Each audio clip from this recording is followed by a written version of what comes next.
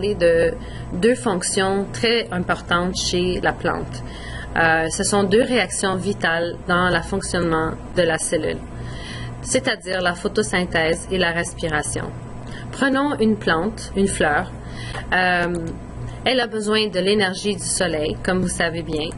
Elle a besoin du gaz carbonique qui est dans l'air et elle a besoin de l'eau qui vient des racines et les racines puisent l'eau du sol. En revanche, comme les produits, nous allons obtenir de l'oxygène et du glucose. Donc, les plantes sont vraiment essentielles pour, si on veut dire, nettoyer l'air. Et non seulement, mais elles produisent du glucose qui devient de la nourriture pour les plantes et pour nous. Parlons un peu du glucose à l'intérieur des chloroplastes. Comme les humains, les plantes ont besoin d'énergie. Elles produisent leur propre nourriture, c'est-à-dire le glucose. Le glucose est un type de sucre. Un autre terme, c'est aussi des glucides. Les humains, nous, on a aussi besoin de sucre et on va aller les chercher de différents aliments, comme dans les plantes. Le glucose est entreposé dans la cellule pour permettre de faire ses fonctions régulières. Comme nous, on va manger le glucose pour avoir de l'énergie. Les plantes ont besoin de ce glucose pour aussi faire différentes fonctions vitales dans la cellule. C'est vraiment comme le fonctionnement de la plante est grâce au glucose. Ou si tu veux, comme si tu avais de l'essence pour la voiture. Tu as besoin de l'essence pour faire fonctionner la voiture. La plante, elle a besoin du glucose aussi.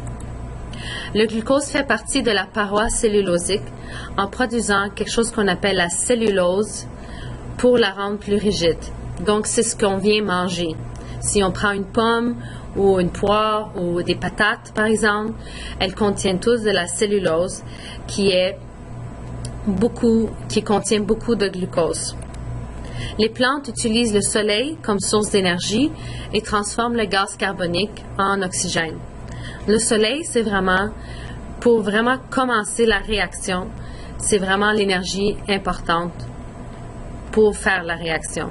Alors, nous allons transformer le gaz carbonique en oxygène, comme vous voyez ici. Le soleil, donc, active aussi la chlorophylle qu'on retrouve dans les chloroplastes et ce qui donne la couleur verte. Maintenant, reprenons la photosynthèse, le même dessin, et une femme, un humain. Alors, une fois que la plante produit du glucose et de l'oxygène, l'humain en a besoin. On a besoin pour respirer et pour manger. Le glucose, pour nous, c'est une source d'énergie. Elle nous permet de produire de l'énergie. Allons à la prochaine page. Alors, regardons la réaction chimique. Nous avons du gaz carbonique avec de l'eau. Donc, ceci, c'est les intrants ou réactifs qui produisent de l'oxygène et du glucose, le fameux glucose qu'on retrouve dans nos aliments. Ou un autre terme, c'est les glucides. Comme on a dit, l'eau vient du sol. Les glucides sont trouvés dans les fruits, les pâtes, les riz et plein d'autres nourritures. Respiration cellulaire maintenant. Ça se produit dans les mitochondries, chez les cellules animales et les cellules végétales la nuit. La respiration cellulaire transforme les glucides en énergie. Alors pour nous, on en a besoin pour nos fonctions vitales comme marcher, courir, penser, écrire, toutes les différentes fonctions, digérer, n'importe quoi. On a tous besoin des glucides pour produire de l'énergie. Et c'est la réaction inverse de la photosynthèse. Donc, je vais vous demander de connaître par cœur une des réactions et simplement inverser-la pour l'autre. Voici alors la réaction chimique de la respiration cellulaire. Donc, on a de nous allons regarder ici. Alors, au réactif, nous avons du glucose, donc c'est la nourriture qu'on mange, plus l'oxygène qu'on respire, va nous produire du gaz carbonique et de l'eau. L'eau, donc lorsqu'on va suer, lorsqu'on va uriner, il y a de l'eau aussi dans notre corps et tout ça c'est produit lorsqu'on va brûler les glucides. Si vous regardez, ça ressemble à une combustion. En effet, les réactifs contiennent de l'oxygène. Donc, on brûle de glucose pour avoir de l'énergie. Vous voyez ce qui est en jaune, c'est l'énergie et c'est là qui nous permet de bouger, de faire toutes nos activités régulières. Alors, regardons ensemble l'image encore une fois. Alors, voici un exemple d'une femme qui court et qui sue. Elle va expirer du gaz carbonique et ce gaz carbonique-là, la plante en aura besoin.